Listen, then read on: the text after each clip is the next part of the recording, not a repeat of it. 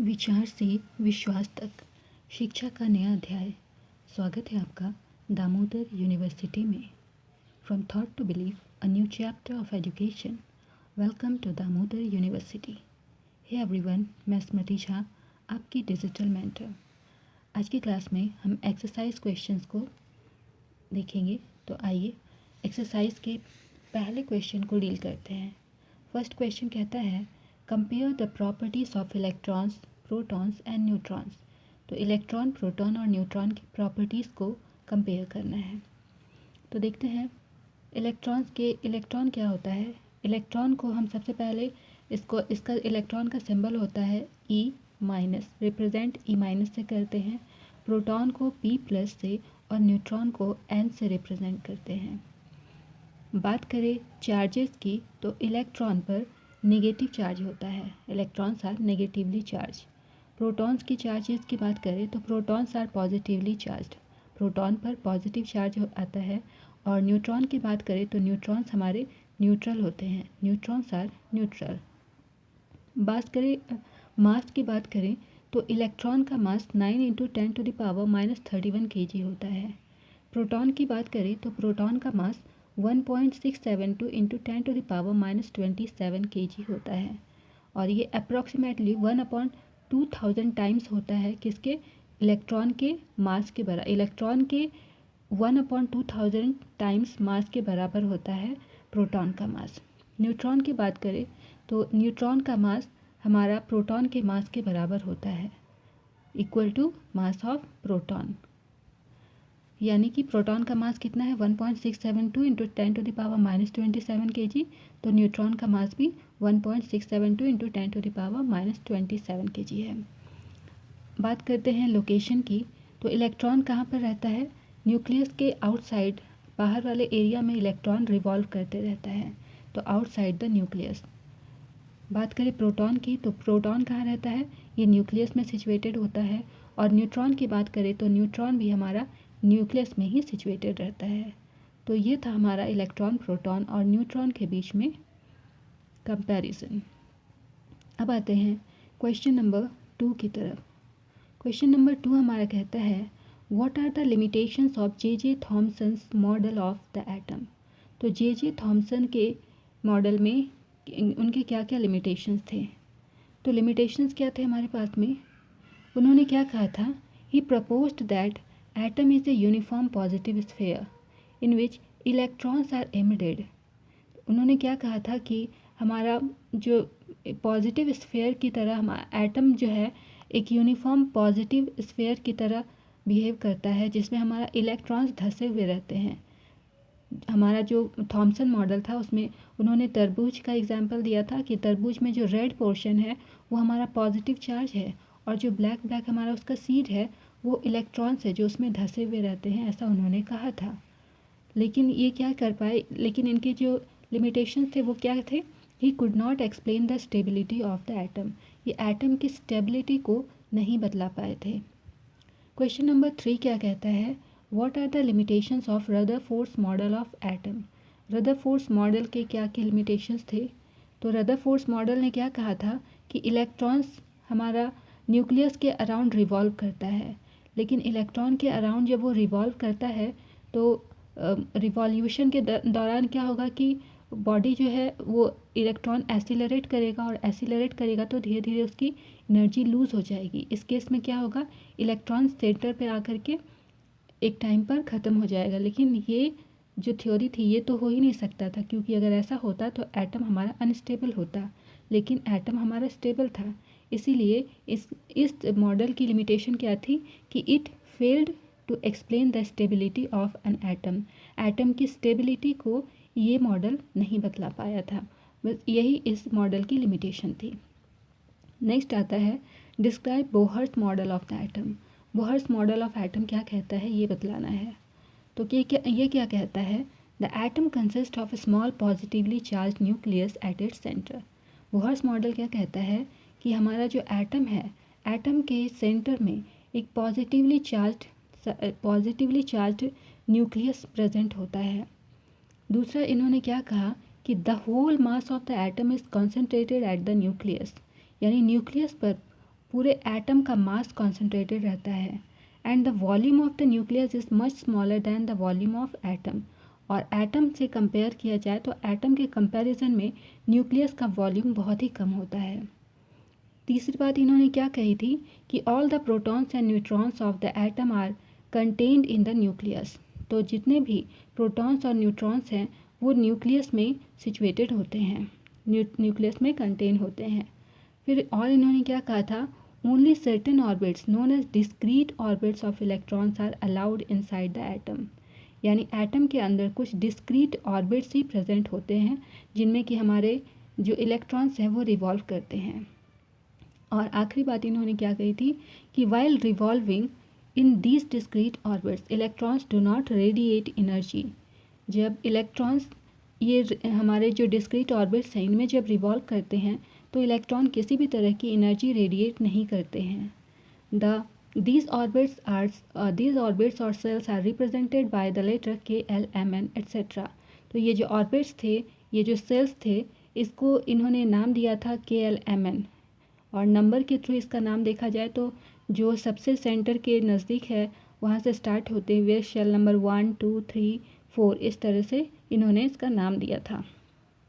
तो ये है हमारा, जैसे एक एटम है, ये एटम का न्यूक्लियस का ये न्यूक्लियस हो गया। और न्यूक्लियस के बाद जो ये फर्स्ट शेल है इसको के शेल या फिर शेल नंबर 1 कहते हैं। सेकंड शेल को एल शेल या शेल नंबर 2 कहते हैं। थर्ड शेल को एम शेल या फिर शेल नंबर 3 कहते हैं। तो ये था हमारा बोहर्स मॉडल ऑफ एटम।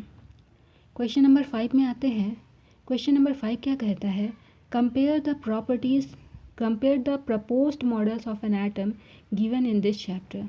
तो इस चैप्टर में हमने 3 मॉडल्स पढ़े, एटम के 3 मॉडल्स पढ़े, तो उन तीनों को कंपेयर करना है। अभी तक 3 ही पढ़े हैं ना, इससे ज़्यादा तो नहीं पढ़े हमने, तो तीनों को कंपेयर कर लेते हैं। तो हमारा क्या क्या मॉडल था, पहला था थॉमसन्स मॉडल, दूसरा रदरफोर्ड मॉडल और सबसे लास्ट में आया है बोहर्स मॉडल। तो थॉमसन्स मॉडल क्या कहता है, an atom consist of a positively charged sphere and the electrons are embedded in it.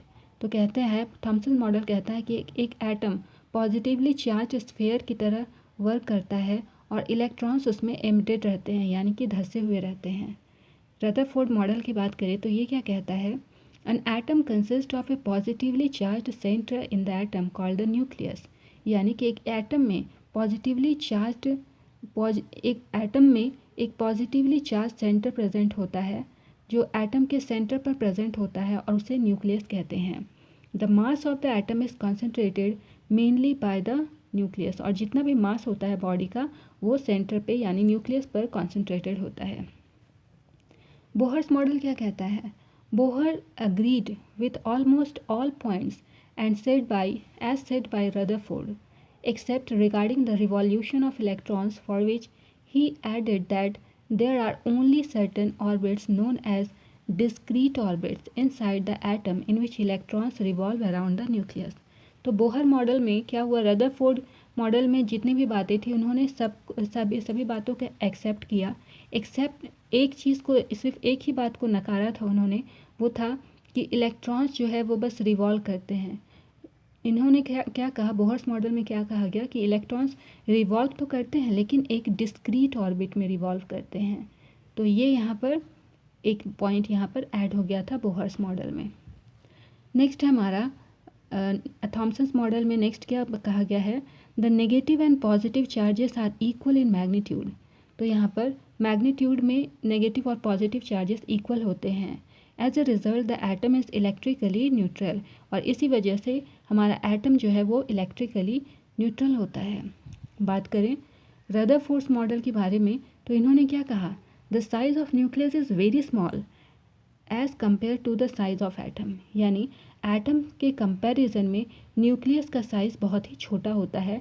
ऐसा किसने कहा था, रदरफोर्ड मॉडल के अकॉर्डिंग कहा गया था। फिर आते हैं बोहर्स मॉडल में। बोहर्स मॉडल में क्या कहा गया था, while revolving in its discrete orbits the electrons do not radiate energy। इसमें क्या कहा गया कि जब इलेक्ट्रॉन्स रिवॉल्व करते हैं, उनकी डिस्क्रीट ऑर्बिट्स में रिवॉल्व करते हैं इलेक्ट्रॉन्स, तो वे किसी भी तरह की एनर्जी रेडिएट नहीं करते हैं। तो ये था हमारा तीनों मॉडल के बीच में कंपैरिजन। अब आते हैं नेक्स्ट क्वेश्चन में, क्वेश्चन नंबर 6। क्वेश्चन नंबर 6 कहता है summarise the rules for writing the distribution of electrons in various shells for the first 18th element. तो पहला 18 एलिमेंट को हम किस तरीके से उसका डिस्ट्रीब्यूशन, इलेक्ट्रॉन का डिस्ट्रीब्यूशन उसमें कैसे होता है, ये आपको बताना है।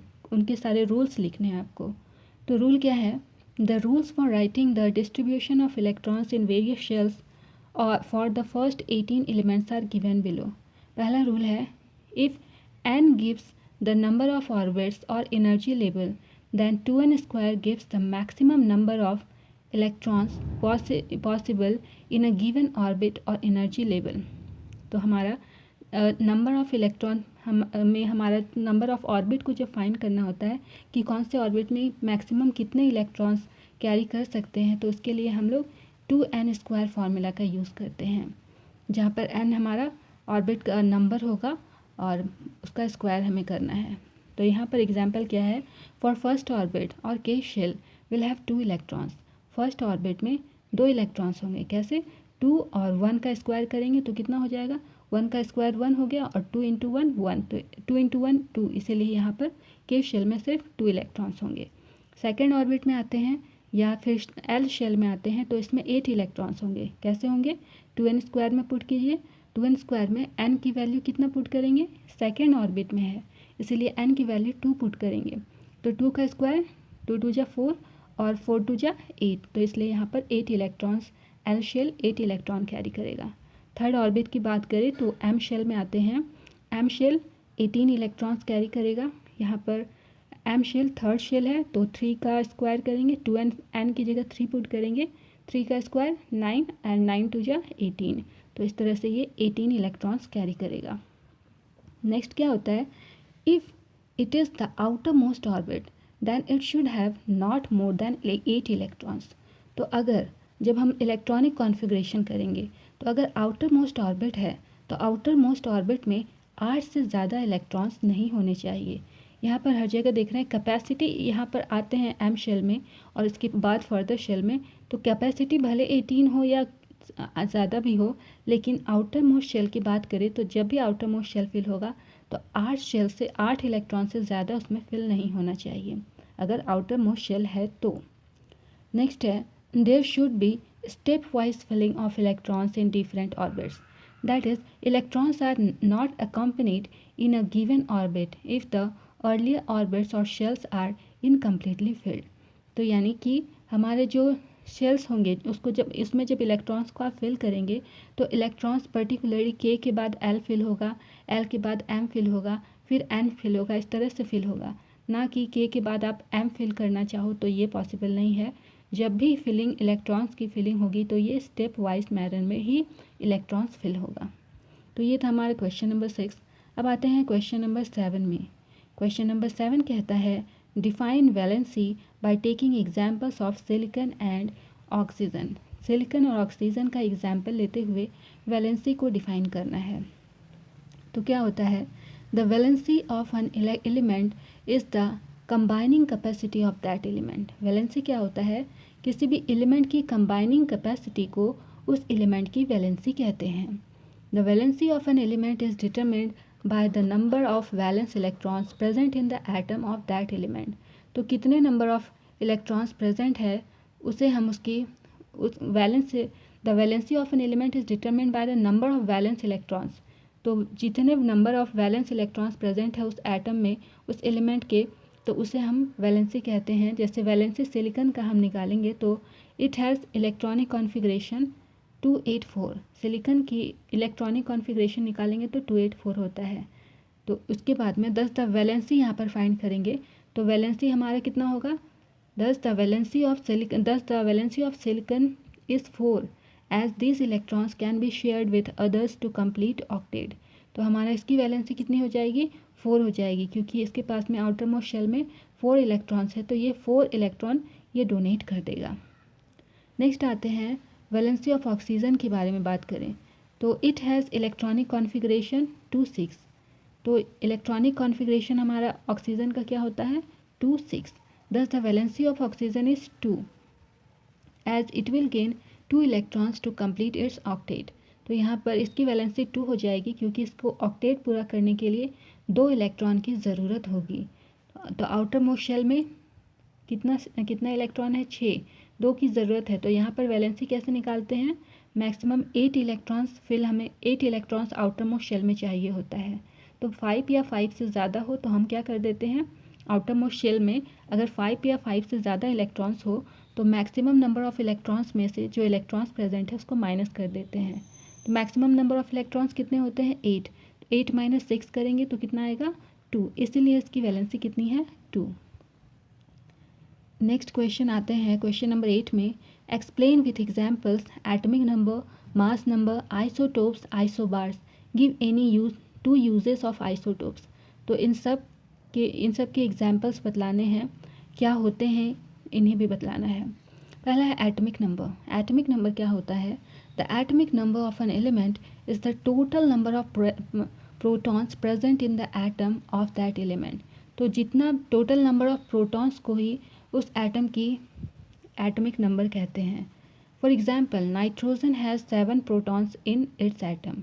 नाइट्रोजन के एटम में 7 प्रोटॉन्स हैं, दस the atomic number of nitrogen is 7। इसलिए एटमिक नंबर नाइट्रोजन का कितना होगा? 7। नेक्स्ट आते हैं मास नंबर क्या होता है। Mass number, the mass number of an element is the sum of the number of protons and neutrons present in an atom of the element. तो किसी भी एलिमेंट के एटम में जितने प्रोटॉन्स और न्यूट्रॉन्स प्रेजेंट होंगे उसके सम को हम मास नंबर के नाम से जानते हैं। For example, the atom of boron has 5 protons and 6 neutron. तो बोरोन में हमारा 5 प्रोटॉन और 6 न्यूट्रॉन होता है। इसीलिए इसका हम जब मास नंबर निकालेंगे तो क्या करेंगे, प्रोटॉन, नंबर ऑफ प्रोटॉन और नंबर ऑफ न्यूट्रॉन को ऐड कर लेंगे। तो 5 + 6 = 11। तो यहाँ पर मास नंबर कितना हो गया? 11। नेक्स्ट है आइसोटोप क्या होता है। These are atoms of the same element having the same atomic number but different mass numbers. तो सेम एलिमेंट के ऐसे एटम जिनका कि एटमिक नंबर सेम होता है लेकिन मास नंबर डिफरेंट होता है, उसे आइसोटोप कहते हैं। For example, chlorine has 2 isotopes with atomic number 17 but mass number 35 and 37। तो हमारे पास क्लोरीन का 2 आइसोटोप है। कौन सा? एक जिसका कि मास नंबर 17 और हमारा एक जिसका कि एटमिक नंबर 17 है और मास नंबर 35 है, दूसरा कि जिसका कि हमारा मास नंबर 37 है। तो ये हमारे क्लोरीन के 2 आइसोटोप्स हैं। नेक्स्ट आते हैं आइसोबार क्या होते हैं। These are atoms having the same mass number. ऐसे एटम जिसका कि सेम मास नंबर सेम हो बट डिफरेंट एटमिक नंबर, लेकिन एटमिक नंबर डिफरेंट हो। That is isobars are atoms of different elements having the same mass number. तो isobar में एक और बात नोट करने की होती है कि ये डिफरेंट एलिमेंट्स, इनके जो ये एलिमेंट्स होते हैं ये डिफरेंट एलिमेंट्स होते हैं, जबकि यहाँ पर क्या था, आइसोटोप में ये सेम एलिमेंट के ही हमारे आइसोटोप्स थे।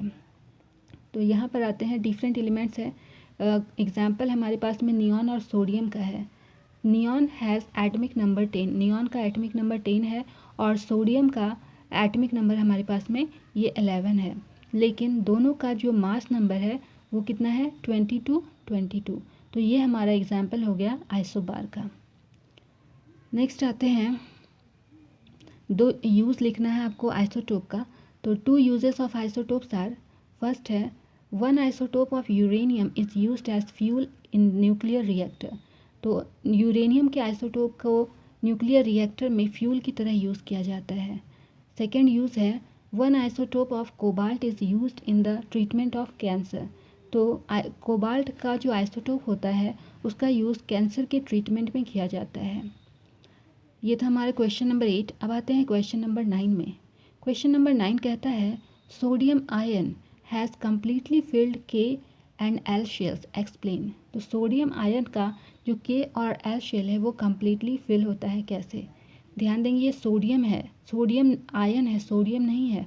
यहाँ पर प्लस लगा है, यानी कि क्या होता है, इसने अपना एक इलेक्ट्रॉन डोनेट कर दिया है। एक प्लस चार्ज है, इसका मतलब इसने अपना एक इलेक्ट्रॉन डोनेट किया है, इसलिए ये सोडियम आयन है। तो आंसर देखते हैं क्या है। The atomic number of sodium is 11। Sodium का एटमिक नंबर 11 होता है।